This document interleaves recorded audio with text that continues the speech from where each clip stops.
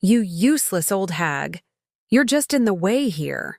The words stabbed into my chest like icy daggers. I felt the air leave my lungs as my hands trembled, holding the hot casserole I had so lovingly prepared for my grandchildren. The echo of that venomous voice bounced off the kitchen walls, the same walls that had heard me sing as I cooked, that had witnessed birthday celebrations, that had enclosed a space where I thought I would always be welcome. Mark stepped closer until he was inches from my wrinkled face. His eyes glittered with a cruelty I had never seen directed at me. Not like this. Not with this intensity that froze my blood. He had waited patiently for Sarah to leave on her business trip to show his true colors, like a predator waiting for the perfect moment to attack its most vulnerable prey. "When are you planning on dying, huh? Do us all a favor." He spat, and his breath, sour with beer, hit me like an invisible slap. "Today, I'm going to tell you something I never thought I would. And if you, for even a second, feel like this seems familiar, I just ask that you leave a like and subscribe. It will help me to keep unburdening myself. My name is Helen Miller. I'm 67 years old, and until 5 months ago I lived in Oak Park, Illinois, in my daughter Sarah's house. A 2-story home with peach-colored walls that I had helped paint when they moved in, with a small garden where I planted the begonias my late husband loved so much. For 3 years, that house was my home. Or so I thought.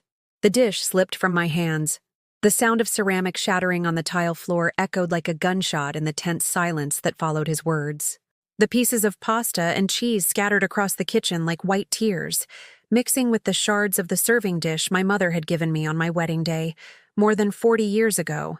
You think just because you gave birth to someone they owe you their life? You're here on charity. Not even your own daughter wants you anymore." Mark continued, his voice so loaded with pure contempt that I withered like a flower in a frost. My legs buckled. I steadied myself on the edge of the wooden table where I had kneaded dough for this very family countless times, where I had helped my grandchildren with their math homework, where I had ironed everyone's clothes while they slept soundly. The cool surface under my palms grounded me for a moment, but the dizziness didn't fade. It was as if my entire world were teetering on an invisible axis.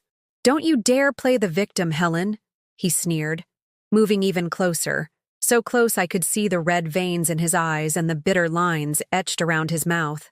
"Either you get out, or I'll kick you out myself." His right hand rose threateningly. He didn't strike me, but the menace hung in the air like toxic smoke. My body flinched instinctively, bracing for an impact that never came but was felt all the same. 67 years of life and never, ever, had anyone spoken to me with such cruelty. Not my ex-husband in his worst drunken rages. Not the most tyrannical bosses in the houses I cleaned for decades. The silence that followed was worse than the shouting. Mark watched me with a twisted smile, savoring my humiliation like a man enjoying an exquisite meal. His eyes roamed over my hunched figure, my gray hair pulled back in a simple ponytail, my faded floral apron, my wrinkled hands still trembling on the table. He saw me for what he thought I was, a useless old woman, a burden taking up space in his house. But what Mark didn't know, what no one in that family knew, was the secret I guarded so carefully in my purse. The papers, neatly folded inside a manila envelope, the same ones I had been quietly, patiently gathering for months, while they treated me like an old piece of furniture that would soon be thrown out. I bent down slowly to pick up the broken pieces. Each fragment I lifted felt like collecting a piece of my own dignity. The sticky pasta clung to my fingers, and for a moment, I remembered how I had woken up early that very morning to make breakfast for the whole family. Scrambled eggs and ham for Mark, oatmeal with cinnamon for Sarah, pancakes for the kids. No one had thanked me. No one had even looked at me. As I straightened up with difficulty, my knees aren't what they used to be. I remembered the day I arrived at this house. Sarah had just given birth to her second child, Jacob, and needed help. "Just for a few months, Mom," she had said with that smile she inherited from her father, "until I recover and find a reliable nanny." 3 years later, I was still here. I had raised her children while she built her career as an accountant. I had cooked, cleaned, washed, and ironed. I had cared for my grandchildren when they had fevers, taken them to the park, taught them how to ride their bikes. And all that time, Mark had treated me worse and worse, with a hostility that grew like a weed. At first, it was seemingly innocent comments. "Helen, don't run the washing machine so much. The electric bill is getting expensive." Then they became more direct. "Don't you have friends your own age? You're always in the way here." And finally, when Sarah wasn't around, he took off the mask completely. That afternoon, as I swept up the last of the casserole from the floor, a single tear fell onto the cold tile. It wasn't just a tear of sadness. It was a tear of something that was just beginning to sprout in my chest. Rage. A quiet but devastating rage. The rage of a woman who had given her entire life for others, only to discover she had always been seen as a convenient sacrifice. Mark stomped out of the kitchen, satisfied with his work of destruction. In the living room, the television blared with some sports channel. The children were in the backyard, oblivious to the storm that had just broken in their grandmother's heart. I sat in the wooden chair by the window, the one I had claimed as my own from the first day. From there, I could see the little garden where my pink begonias bloomed, the only silent witnesses to everything that had happened. The afternoon sun filtered through the cotton curtains, creating golden patterns on the table. Everything looked the same as always, but something fundamental had changed forever. That night, when Sarah returned from her trip and asked me how everything had been, I smiled as I always did and told her it was fine. But for the first time in a long time, that smile didn't reach my eyes. That night, I couldn't sleep. I lay on the pull-out couch in the living room, because my room had been given to Jacob when he turned 5, staring at the shadows the streetlights cast on the ceiling. Every noise in the house made me jump. The refrigerator humming to life, the neighbor's cat walking on the roof, the distant sound of trucks already starting their routes on the expressway. At 5 in the morning, I got up, as always.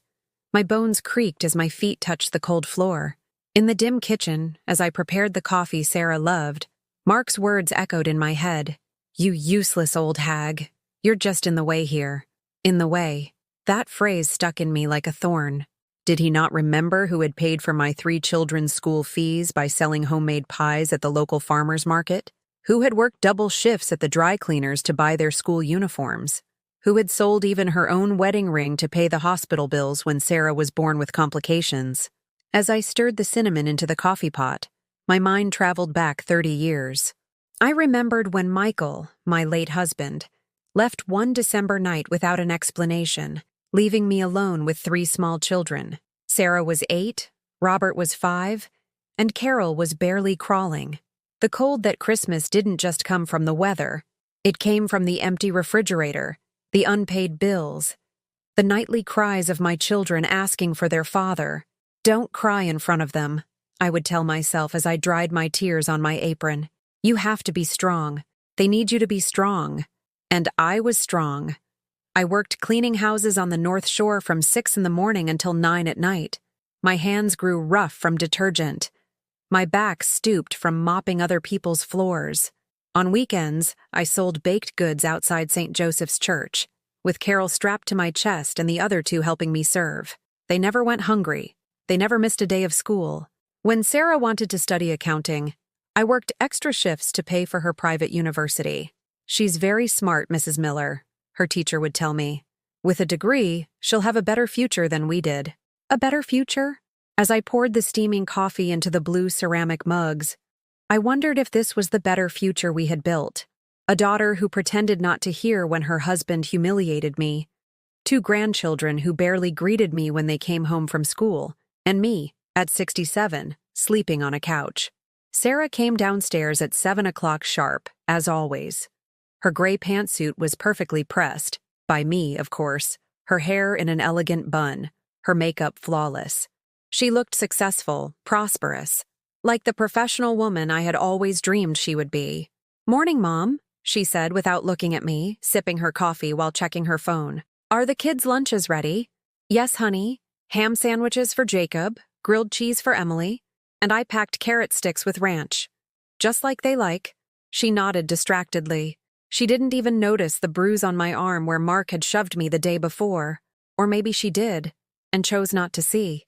Mark came down half an hour later, with that king of the castle attitude he adopted every morning. His starched white shirt, which I had washed and ironed, matched his navy blue dress pants. He worked for an insurance company and always boasted about his executive position, though I knew he was just a salesman with his own desk. "Is my breakfast ready?" he asked without a greeting, sitting at the head of the table as if he were royalty. I served him fried eggs with bacon and hash browns, warm toast, and freshly squeezed orange juice, the same breakfast I had prepared religiously for 3 years. He never thanked me, not once. As he ate, he talked to Sarah about their plans for the day, about a meeting with an important client, about the bonus he was hoping to get. I was invisible to them, a shadow moving through the kitchen, refilling cups, clearing crumbs, keeping everything in order. When they left for work, the moment I hated most arrived, being left alone with my thoughts. The kids were at school, and the house fell into a silence that weighed on me like a tombstone. I started my usual routine, making the beds, washing the dishes, vacuuming, folding the laundry. But that morning, as I was dusting the living room, my eyes fell on something that made my blood run cold. On the coffee table was a folder Mark had left open. It contained documents for a house I didn't recognize. I moved closer, my heart pounding. The papers showed photos of a much larger house in Lincoln Park, 3 bedrooms, 2 bathrooms, a spacious yard, and on one page, in Sarah's handwriting, were notes about prices and financing. They were moving, and judging by the dates on the documents, they had been planning it for months. My legs turned to jelly. I sat on the couch where I slept every night, trying to process what I had just discovered. It wasn't just that they wanted me out of the house. They were planning to abandon me without even the decency to tell me. Then I remembered the conversation I had overheard last week between Sarah and her sister Carol on the phone. "I can't take Mom living here anymore," she had said. "Mark is getting fed up, and we're an established family now. We need our space." Carol had replied with something I couldn't quite hear, but Sarah's response was crystal clear. "No, she'll have to figure it out. She's done enough for us. Now it's her turn to stand on her own 2 feet. Stand on her own 2 feet. At 67, with a Social Security check that barely covered my blood pressure and diabetes medication, with no house of my own because I had sold it to pay for my children's education, with no savings because every dollar I ever earned had been invested in them. It was then that I remembered something I had kept buried in my memory for months. When my sister Hope died 2 years ago, she had left me something in her will, a property in Wicker Park that had been in the family for decades. It was an old house, almost in ruins, but it was on a large, well-located lot. At the time, overwhelmed by the grief of losing my sister and focused on caring for my grandchildren, I had paid it no mind. I put the papers in a box and forgot about them. But recently, letters had been arriving from a developer interested in buying the land for a condominium project. I stood up from the couch with a determination I hadn't felt in years. I went to my small closet and rummaged through my few belongings until I found the box of documents. With trembling hands, I took out the inheritance papers and the letters from the developer. The offer was generous, very generous. More money than I had ever seen in my entire life. Enough money to buy my own home, to live with dignity, to never again depend on the forced charity of my children. That evening, when Sarah came home from work, she acted as if nothing had happened. She asked about dinner, checked the kids' homework, complained about the traffic on the highway. Mark came home in a bad mood, as usual, grumbling about a difficult client. During dinner, as I served the beef stew they loved so much, I watched them closely. Sarah avoided my gaze, nervously fiddling with her napkin. Mark ignored me completely, speaking only to the children about football. It was as if I were a ghost at their table. That night, after washing the dishes and tidying the kitchen, I made a decision that would change everything.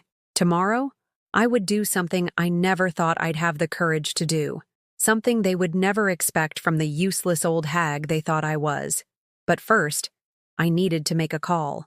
The next day, I called the number for Mr. Davis, the lawyer who handled my sister's estate. His offices were in the Loop not far, but for me, it felt like traveling to another world. A world where Helen Miller was not invisible. "Mrs. Miller, how nice to hear from you." he said in the kind voice I remembered from the funeral arrangements. "I've been waiting for your call. The developer's documents have been on my desk for months." That afternoon, while Sarah was at work and Mark was visiting a client, I took the L train to the Loop. The ride gave me time to think, to imagine. For 45 minutes, as I watched the gray city streets fly by, I allowed myself to dream of something I hadn't felt in decades. Hope. The lawyer's office was small but dignified. Walls lined with law books, a dark wood desk, and a framed picture of the scales of justice. He offered me a weak coffee in a chipped mug and spread the papers on his desk as if they were treasure. "Look, Mrs. Miller, your sister was very far-sighted. This property is worth much more now than when she inherited it. The area has gentrified tremendously. Developers are paying top dollar for these lots." The figures he showed me took my breath away. It was enough money to buy my own home in a safe neighborhood, to live without asking anyone for anything for the rest of my days, to have the dignity I had lost somewhere along the way. "How long would the process take?" I asked, my voice trembling with nerves and excitement. "If you're decided, we could close in 3 weeks. The developer has all their permits ready. They just need your signature and your bank account number." I returned home with the papers tucked in my purse as if they were diamonds. For the first time in months, I walked with my back a little straighter.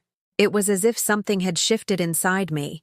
A strength I thought long lost had begun to reawaken. But life had another cruel lesson in store for me.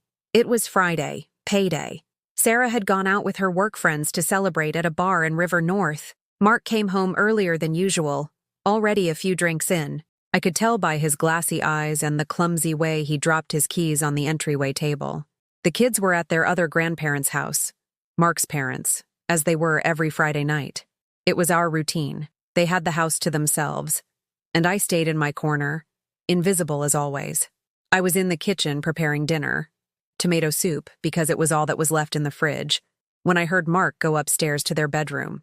I thought he was going to bed early, but a few minutes later he came down, changed into a Chicago Bears t-shirt and shorts.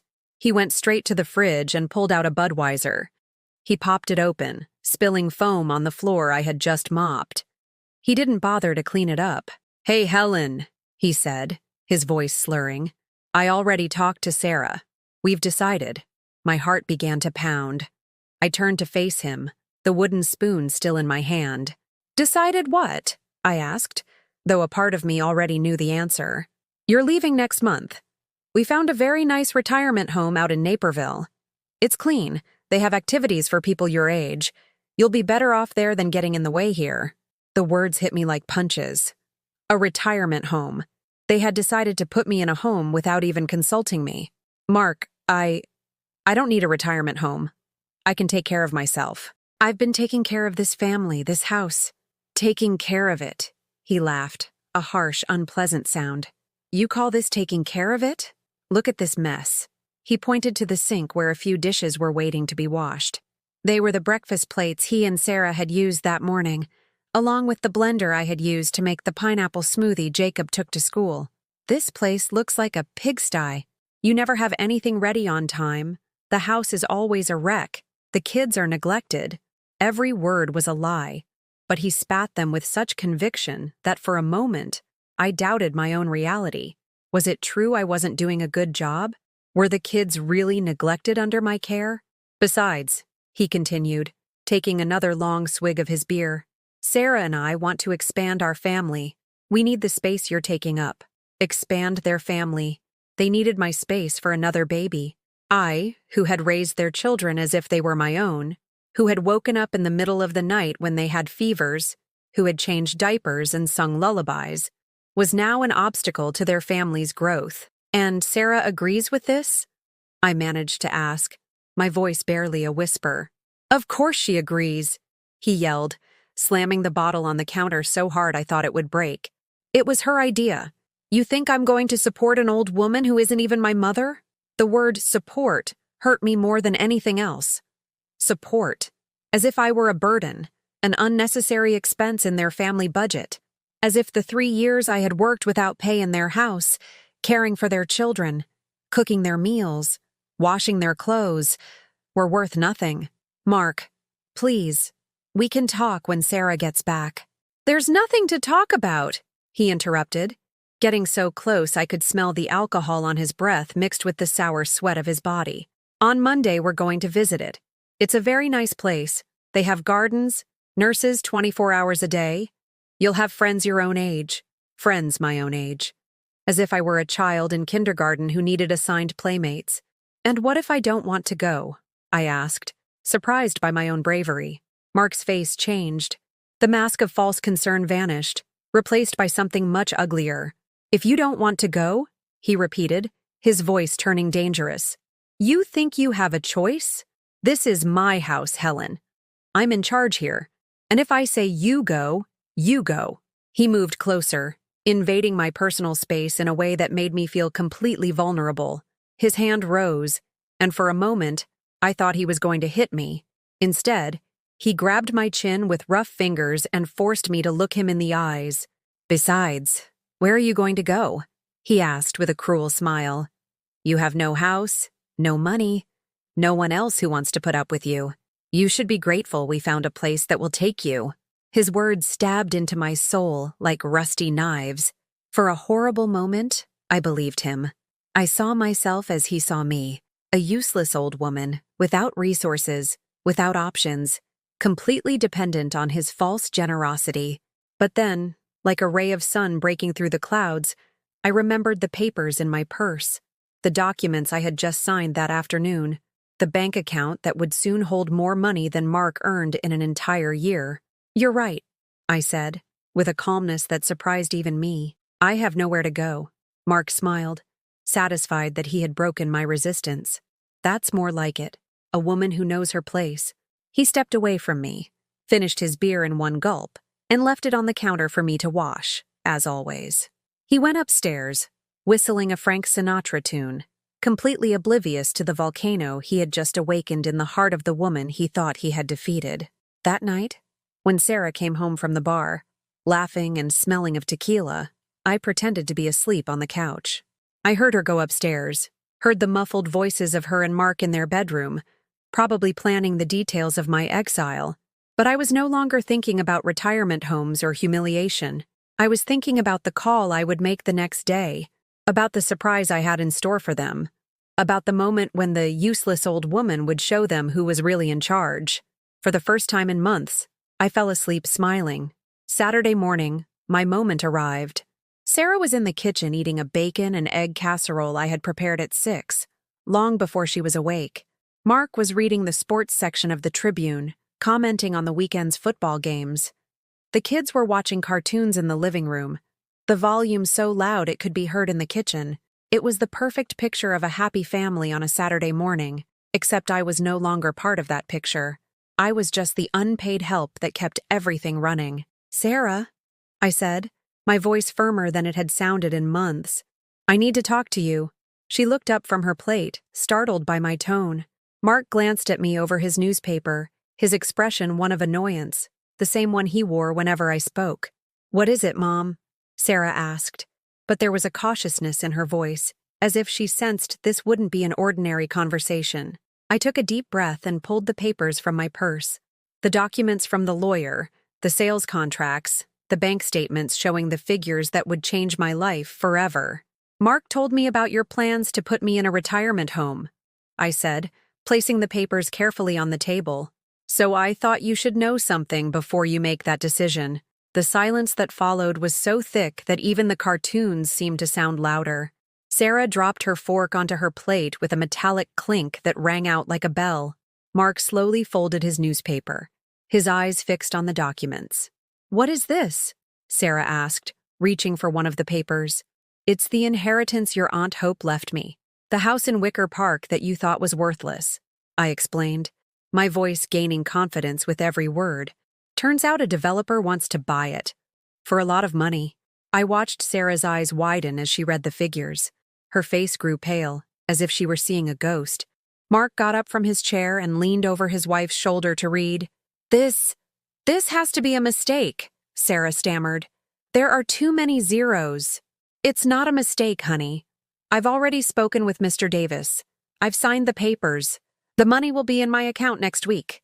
Mark snatched the papers from Sarah's hands, his eyes scanning every line with the desperation of someone who had just realized they'd made a terrible mistake. "This can't be real," he shouted, his voice cracking on the last word. "You don't have any money, you have nothing." "I have this," I replied with a calm that astonished me. "And now, I also have options." Sarah shot to her feet so fast her chair tipped over. She walked towards me on unsteady legs, as if on thin ice. "Mom, why didn't you tell us? Why did you keep this a secret?" The question hurt more than I expected. Because the answer was simple and devastating. Because I no longer trusted them. Because I had learned that my family saw me as a resource to be exploited, not a person to be respected. "Why would I tell you?" I asked, looking her straight in the eye. "So you could convince me to spend the money on you? So Mark could find a way to borrow it for his next big business opportunity?" Mark approached, the papers in his hand, but he was no longer the aggressive man from the night before. There was something pleading, something desperate in his posture. "Helen, look, I wasn't thinking straight last night. I was stressed from work. I'd had a few drinks. You know I didn't mean it about the home." "Oh, you didn't?" I asked, my voice heavy with irony. "Did you also not mean it when you called me a useless old hag? Or when you said I was a burden you had to support?" Sarah looked at him in horror, as if she'd just discovered her husband was capable of cruelties she couldn't imagine. "Mark, did you say that to my mother?" "I did not," he lied shamelessly. "She's exaggerating. You know how dramatic she gets." Dramatic. There was that word again, the one they used to minimize my pain, to make my feelings seem ridiculous and unjustified. "Dramatic?" I repeated, and something in my voice made them both take a step back. "Is it dramatic for it to hurt when I'm treated like old furniture? Is it dramatic that I don't want to spend my last years in a home because I'm in your way?" The kids had stopped watching TV. Jacob and Emily peeked out from the living room, their faces confused by the tone of the adult voices. Sarah noticed and shut the kitchen door. "Mom, we can fix this," Sarah said, her voice now soft and conciliatory. No one was serious about the home. It was just an idea we were considering. "But if you don't want to, you don't have to go." "An idea you were considering?" I echoed. "Sarah, last night Mark told me you'd already secured a spot, that we were going to visit it on Monday. Was that just an idea too?" Sarah looked at her husband with an expression I'd never seen before. It was as if she were truly seeing him for the first time, as if all the masks had suddenly fallen away. Mark realized he'd lost ground. He tried a new tactic. "Look, Helen, maybe we can reach an agreement," he said, forcing a smile that didn't reach his eyes. "With that money you could help us all out. We could buy a bigger house where you'd have your own room, or we could invest in a family business." There it was. Exactly what I had expected.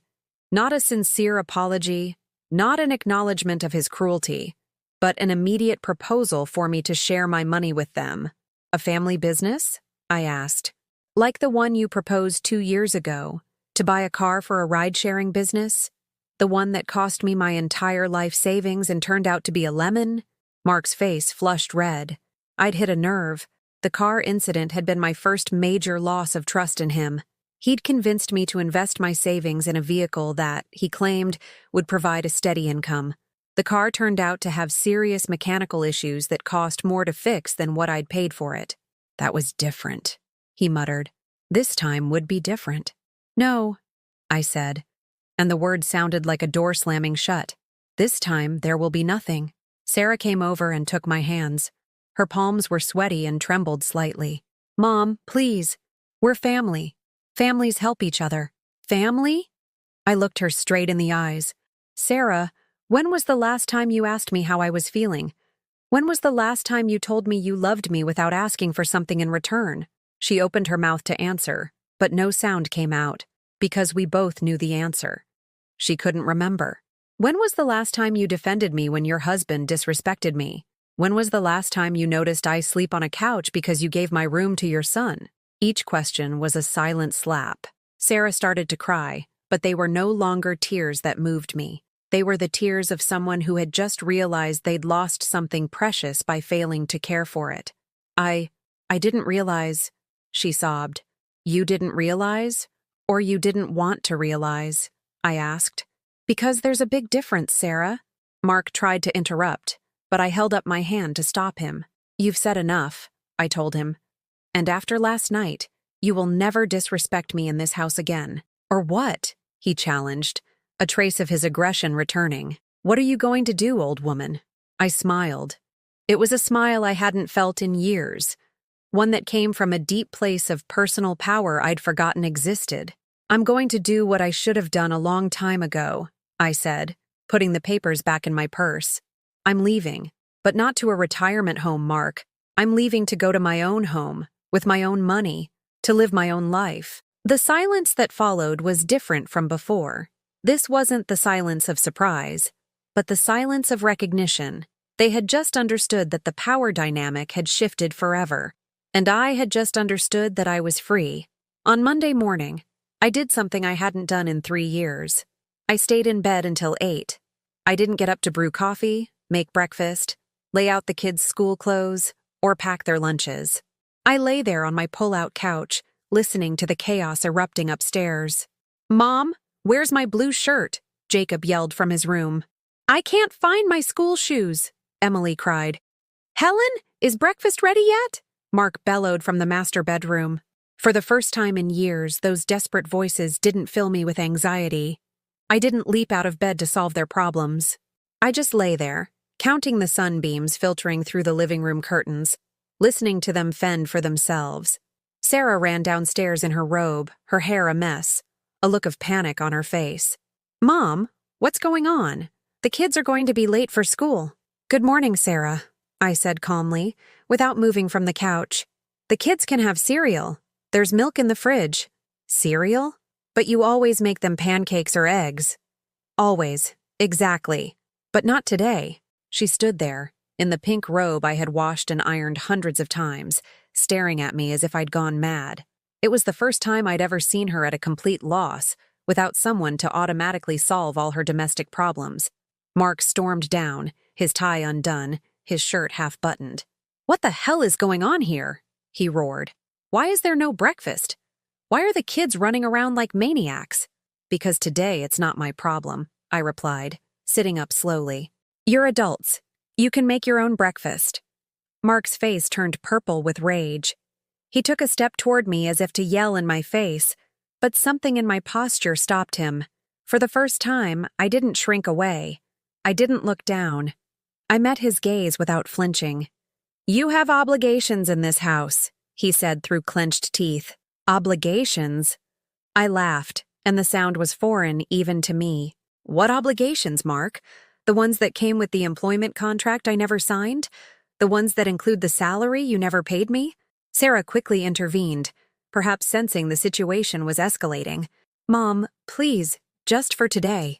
No, Sarah, not just for today. It's over. You wanted me to leave. Well, I'm leaving, little by little. That morning, I watched them run around like chickens with their heads cut off. Sarah had to hastily make sandwiches while Mark struggled with the espresso machine he'd never learned how to use. The kids left late, their hair uncombed, their uniforms wrinkled. When they were all finally gone, the house fell into a silence I hadn't experienced in years. A silence that was mine. For the first time in so long, I didn't have to clean up someone else's mess, plan meals, or solve their crises. I rose slowly and went to the guest bathroom mirror. The woman looking back at me seemed different, taller. Her eyes shone with something she had lost long ago, determination. At 10 in the morning, I left the house. Not to go to the grocery store, not to pick up the dry cleaning, not to do any of the 1,000 tasks that kept that family running. I left to do something I hadn't done in decades, something just for me. I took the L train downtown. The ride gave me time to think, to imagine. I got off at the Monroe station and walked along Michigan Avenue, looking at the shops, the cafes, the people walking with purpose but without hurry. I stopped in front of a small but elegant salon. Through the window, I could see women of all ages being pampered, chatting, laughing. They looked relaxed, happy. When was the last time I had felt like that? I went inside. The receptionist, a young woman with auburn hair, gave me a genuine smile. Good morning, ma'am. How can we help you? I started, but the words caught in my throat. What did I want? I want a complete makeover. 3 hours later, I walked out transformed. My gray hair now had silver highlights that shimmered in the sun. It was no longer in its practical ponytail, but in a modern cut that made me look years younger. I'd had a manicure, a pedicure, my eyebrows shaped. For the first time in years, I felt like a woman, not a housekeeper. I walked down Michigan Avenue feeling as if I were floating. Men glanced at me, not with pity or indifference, but with appreciation. Women who passed by smiled, as if recognizing a sister who had decided to love herself. I stopped in front of a department store I had always admired from the outside but never dared to enter.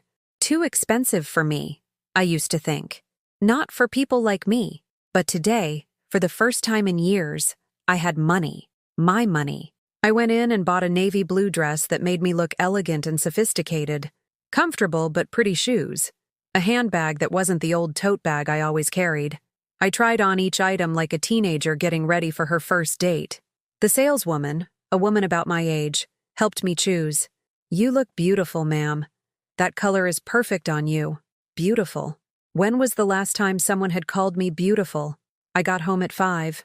Sarah was already there, clearly overwhelmed in the kitchen.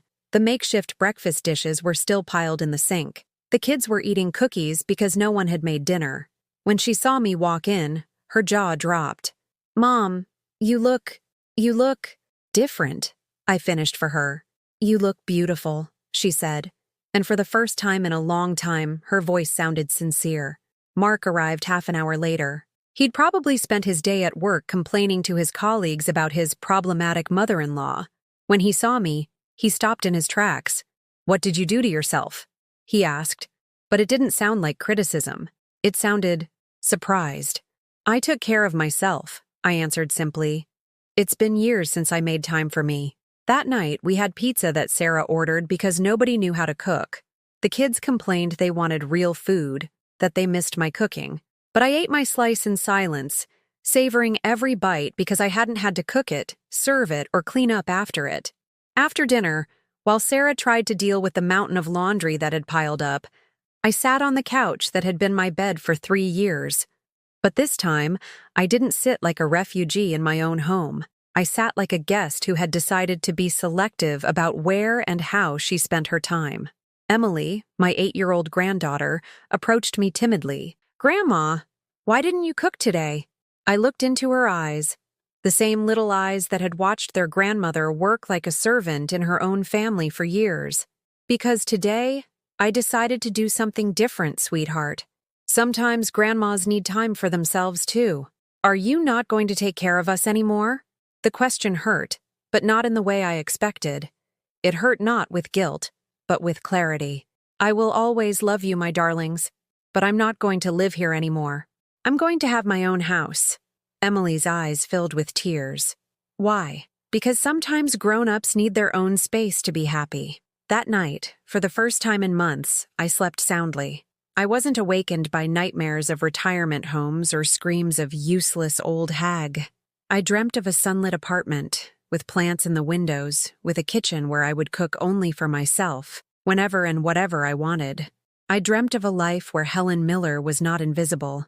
When I woke up the next day, I knew exactly what I was going to do. It was time to find my new home. On Wednesday afternoon, as I was browsing apartment listings online at a coffee shop in Andersonville, I received a call that would change everything. "Mrs. Miller, this is Mr. Davis. I have extraordinary news.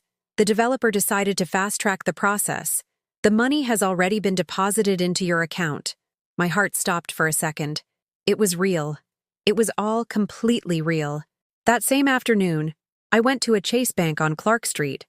The banker who assisted me, a young woman in a gray suit, treated me with a deference I had never experienced. When she saw the balance in my account, her entire demeanor changed. "Mrs. Miller, would you be interested in learning about our private banking services? With this amount, you qualify for personalized attention.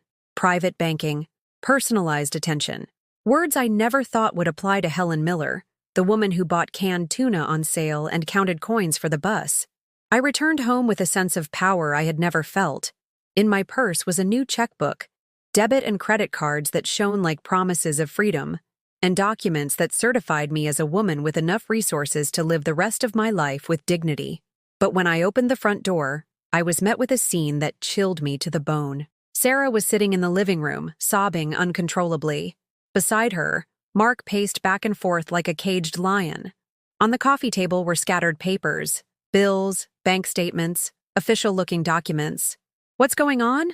I asked, though a knot in my stomach told me it wasn't good. "Mom!" Sarah jumped up and ran to me. "Thank God you're here. We have a terrible problem." Mark stopped pacing and looked at me with an expression that mixed desperation with something that looked like hope. "Helen, we need to talk," he said, his voice completely different from a few days ago. He was no longer the arrogant man who yelled at me in the kitchen. He was someone broken, vulnerable.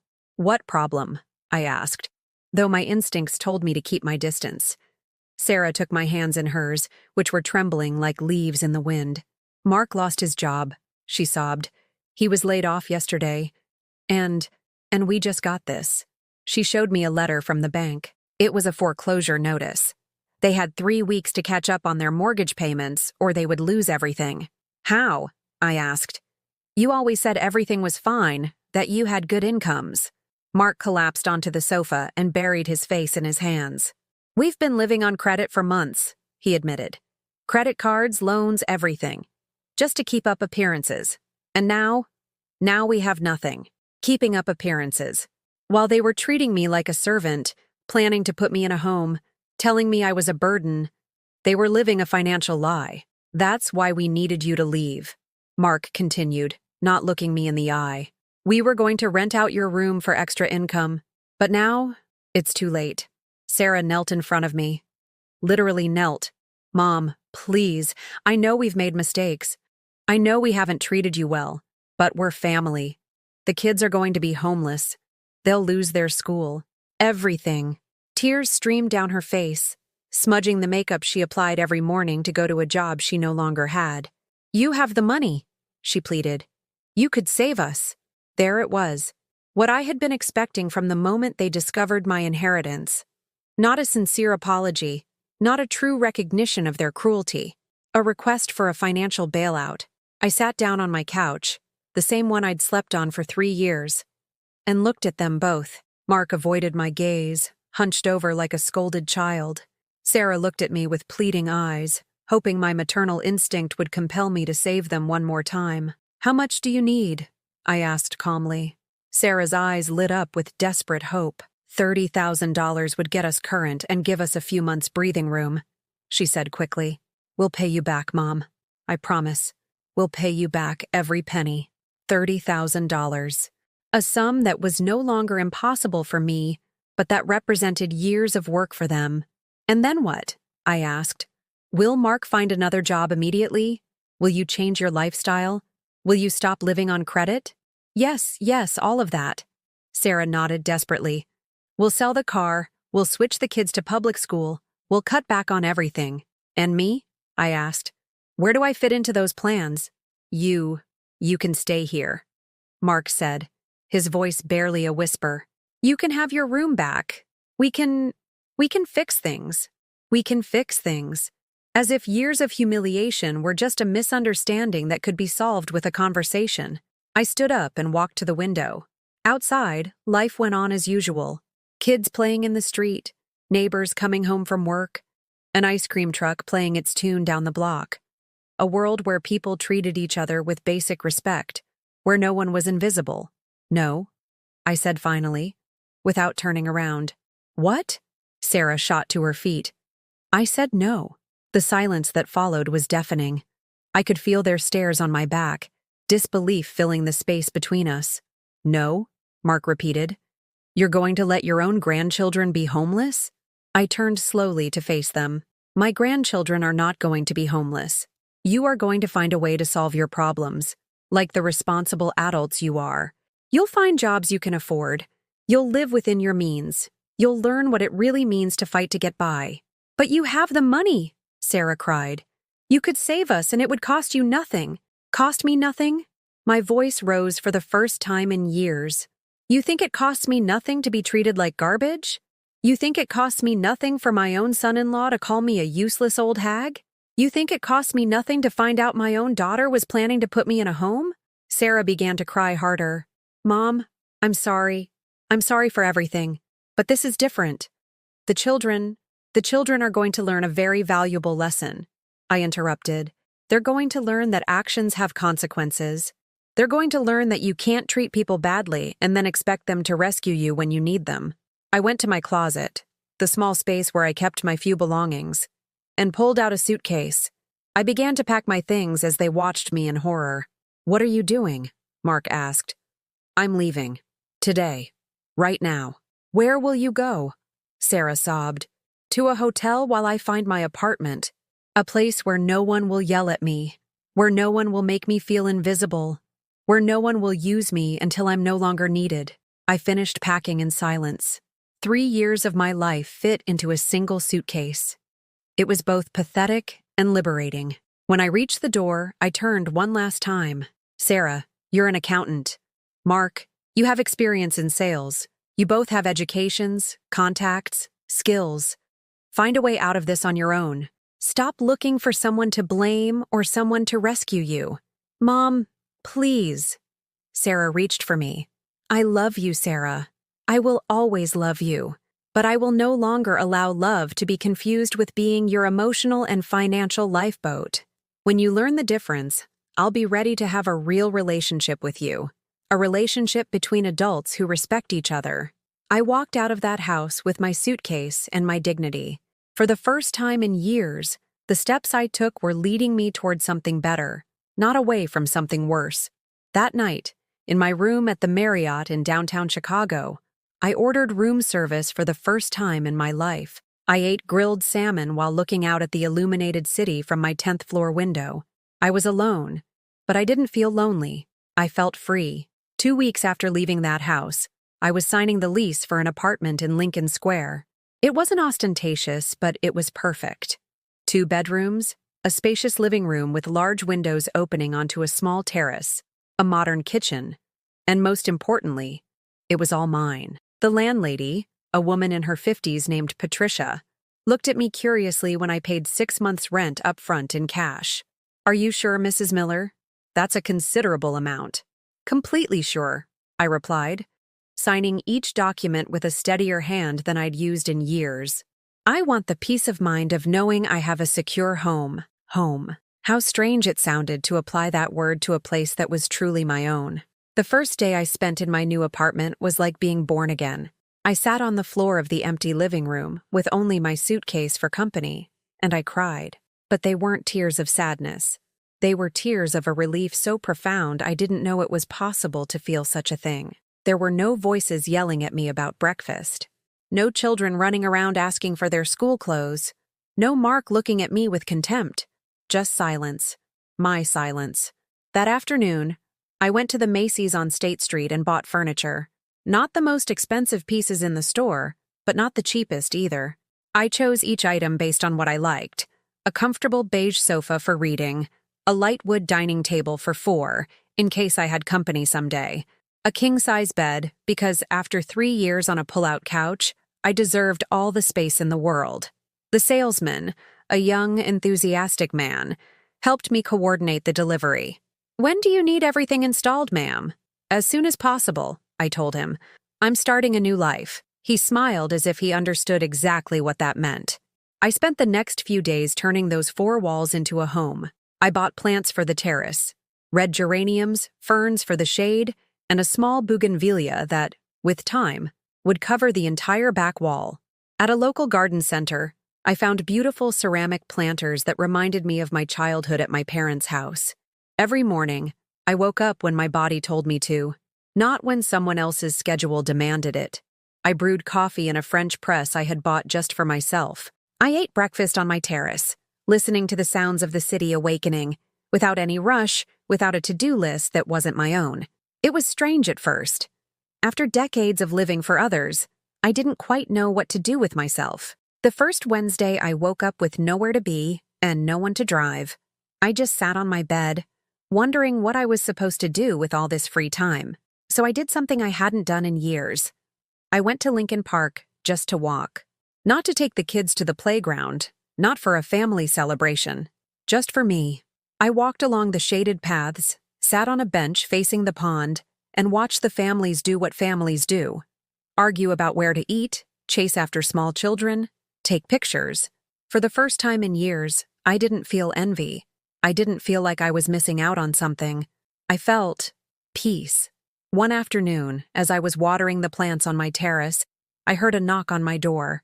My heart sped up. Was it Sarah? Mark? Were they coming to ask for money again? But when I opened it, I found Emily, my 8-year-old granddaughter, standing in the hallway, her eyes swollen from crying. "Grandma," she sobbed, and threw herself into my arms. I hugged her tight, breathing in the scent of her apple-scented shampoo. Behind her, my middle child, Robert, appeared. He had always been the quietest of my 3 children. "Hi, Mom," he said with a sad smile. "I hope we're not bothering you. Emily has been asking to see you for days." "How did you know where I live?" "Sarah gave me the address. She's not doing well, Mom. Mark isn't either. They lost the house last week." I didn't feel the pang of guilt I expected. I felt sadness, yes, but not responsibility. "Where are they living?" "With Mark's parents, in one room, all of them together." Robert looked at me with those eyes he'd inherited from his father, full of an understanding he'd always had, even as a child. "I didn't come to ask for money, Mom. I came to ask for your forgiveness." The words hit me like an unexpected wave. Forgiveness? For not seeing what was happening, for not stepping in when Mark treated you badly, for just assuming you'd always be there, no matter how we treated you. My eyes filled with tears. Robert had always been different from Sarah and Carol, more observant, more sensitive.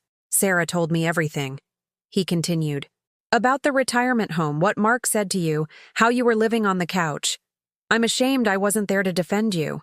I invited them in. Emily ran through the apartment, marveling at the bright colors, the plants, the sense of peace that filled the space. "Grandma, this is awesome," she shouted from the terrace. "And you have a bougainvillea just like great-grandma used to have." Robert and I sat in my new living room. He accepted a coffee, and she had a glass of lemonade I had made that morning. "How is Sarah, really?" I asked, devastated. Not just about the money. I think for the first time in her life, she's realizing who Mark really is, and who she was to you. Are they getting a divorce? I don't know. Right now, they're focused on surviving. Mark got a job at a call center. Sarah is looking for work. The kids are in public school now. He told me that Jacob had asked about me every day for the first week, that he had cried when he found out I wasn't living with them anymore, that Emily had drawn a picture of our family where I was in the center, bigger than everyone else. "Do they miss me?" I asked, because I needed to know. So much. But I think for the first time, they're understanding everything you did for them, now that they have to do it all themselves.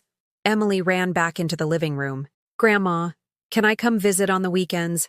I promise I'll be good." I looked into her eyes, those little eyes that reminded me so much of Sarah at her age. "Would your mom be okay with that?" "Yes. She says it's okay if you want to." Robert explained that Sarah had been wondering if they could rebuild some kind of relationship, but that she understood if I didn't want to. "She doesn't want money, Mom. She just misses you."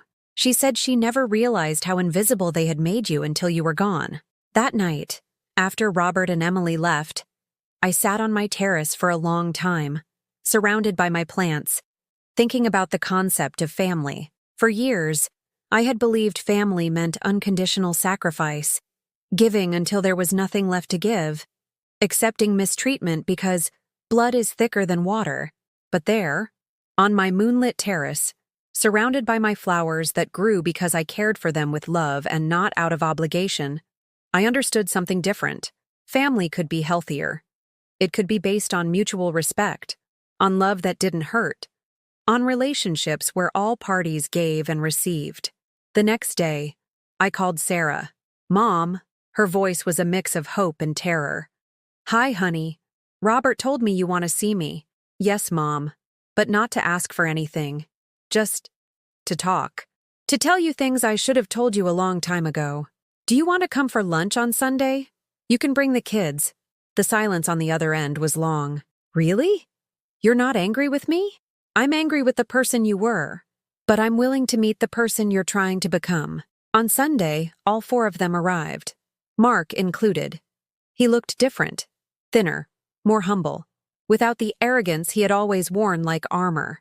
"Helen," he said as he came in, unable to meet my eyes, "I don't know if you'll ever forgive me, but I need you to know that I'm ashamed of how I treated you." "Sit down," I said. "Let's start over, but this time, with respect." 6 months later, on a Saturday in October, I was in my kitchen preparing a slow-roasted brisket for a family meal when my cell phone rang. It was Carol, my youngest daughter, who lived in Denver and had been more distant since I'd left Sarah's house. "Mom, I just talked to Sarah. She told me everything that happened. Everything that we didn't see." Carol had always been the most independent of my children, but also the most critical. For years, she had thought I was being dramatic about my complaints regarding how the family treated me. "And what do you think now?" I asked, stirring the gravy with a wooden spoon I'd bought at a local market. "That I was an idiot. That all those times you complained about Mark? All those times I heard you sound sad on the phone. I thought you were exaggerating. I thought you were being too sensitive." Her voice broke at the end. "You weren't being sensitive, Mom. You were invisible to us. And I am so sorry." The apology came 6 months late, but it came. And for the first time, it didn't bring the desperate relief I had sought for years. It brought something deeper. The satisfaction of knowing I had been right, that my pain had been real, that I hadn't been crazy or dramatic. "Are you coming to lunch?" I asked. "If you'll have me, yes. I want to see your new place. I want to see how my mom lives when she's free." Free. What a perfect word. By 2 in the afternoon, my apartment was filled with familiar voices, but this time it was different. Sarah arrived with the kids, but without Mark. She explained they were temporarily separated, that he was living with his parents while he worked on himself, as she put it. Robert came with his wife, Anna, and their 2 young children. Carol flew in from Denver with a bottle of aged bourbon and a bouquet of sunflowers. "For your new home," she said, hugging me tight. "So you know that there's life here too, not just sad memories." During the meal, my grandchildren explored every corner of the apartment as if it were an amusement park. Jacob was fascinated by my collection of books. I had started reading novels again, something I hadn't done since before I was married. Emily helped serve the dishes, mimicking my movements like it was a game. "Grandma, why does your house feel so different?" she asked as she arranged the napkins. "Different house, sweetheart? Like, quiet. Like nobody ever yells here." The innocence of children always cuts to the heart of the truth. Sarah, who had been quiet for most of the meal, finally spoke. "Mom, I've been going to therapy." We all looked at her, surprised. Sarah had always been the one who didn't believe in that stuff. "My therapist told me something I can't get out of my head," she continued. "She said that for years I confused love with control, that I believed because I needed you to make my house run, that meant I loved you, but real love would have been asking what you needed. Real love would have been defending you when Mark disrespected you." Tears streamed down her face, but not the manipulative tears from before. These were tears of genuine recognition. She said, "I never saw you as a whole person. I saw you as a function. The one who cooks, the one who cleans, the one who cares. As if your only value was what you could do for us." Robert nodded silently. Carol took my hand across the table. "We all did, Mom. We all took from you until there was nothing left. But I'm not the same person anymore," I told them, my voice firm but not harsh. "I'm not going to be the one who solves everyone's problems. I'm not going to sacrifice my well-being for yours anymore." "We don't want that," Sarah said quickly. "We want to get to know you, to know who you are when you're not serving others. We want to be your daughters, not your bosses." That afternoon, we did something we hadn't done in years. We had a real conversation, not about problems I had to solve, not about crises that required my intervention. We talked about books, about trips we wanted to take, about happy memories from when they were little. Carol told me about her work as a graphic designer in Denver. Robert told me about his new project as a chef at a restaurant in the West Loop. Sarah confessed she had started taking yoga classes, and for the first time in years, felt at peace with herself. And you, Mom? Robert asked me. What are your plans? What do you want to do with your new life? It was a question no one had ever asked me. What did I want? I want to travel, I said, surprising myself. I want to see the Grand Canyon. I want to visit New Orleans. I want to take a painting class. I want to learn how to really use a computer. I want to make friends my own age who don't know me as someone's mom. Friends? Carol asked. Yes. I met a group of ladies in Lincoln Park. They go for walks every Tuesday and Thursday. They invited me to join them. It was true. I had met Eleanor, Lucy, and Dorothy during one of my morning walks. They were women my age, some widowed, others divorced, all rediscovering themselves after decades of living for others. For the first time in years, I had friends who knew me only as Helen, not as anyone's mother, anyone's grandmother, anyone's unpaid housekeeper. That sounds wonderful, Mom, Sarah said, and for the first time in years, she sounded genuinely happy for me. When everyone had left that evening, I stayed on my terrace, watching the sunset. The bougainvillea had grown so much it now covered half the wall. The geraniums bloomed in red cascades that perfumed the whole space. In my hands, I held a glass of red wine, something I had never allowed myself when I lived with others because you have to set an example, or because it was too expensive. I thought about the woman I had been 6 months ago, the woman who slept on a couch, who woke before dawn to serve others, who had forgotten her own worth. That woman now seemed like a distant relative, someone I once knew but who was no longer me. My phone buzzed. It was a text from Emily. Grandma, thanks for lunch. Mom says I can come over next weekend. Can you teach me how to take care of plants? I love you. I smiled. This was the difference. Now, my grandchildren's visits were celebrations, not obligations. Now, when they said, I love you, it wasn't followed by a request for money or a favor. The next day, Sunday, I did something I had dreamed of for years. Absolutely nothing. I woke up late, had breakfast in my robe on my terrace, read a novel by Anne Tyler, and took a nap. No one needed me to solve anything, to cook anything, to be useful in any way. I was useful to myself. I was enough for myself. That afternoon, as I watered my plants, I remembered the words Mark had screamed at me on that terrible day. You useless old hag, you're just in the way here. Now those words seemed ridiculous, the words of a weak man trying to feel powerful by humiliating someone he thought was defenseless. But I wasn't defenseless. I had never been defenseless. I had only forgotten my own power. Life had taught me that it's never too late to say no. It's never too late to choose yourself. It's never too late to reclaim your dignity and build the life you deserve. At 67, Helen Miller had learned the most important lesson of all, that self-love isn't selfishness, it's survival. Have you ever experienced something like this? Do you know someone who sacrificed so much for their family that they lost themselves along the way? Tell me your story in the comments. And if this story touched your heart, please leave a like and subscribe to the channel. Your support helps these messages reach someone who needs to hear that it's never too late to be reborn, that it's never too late to choose yourself, because we all deserve to be seen, we all deserve to be respected, and we all deserve a second chance at happiness.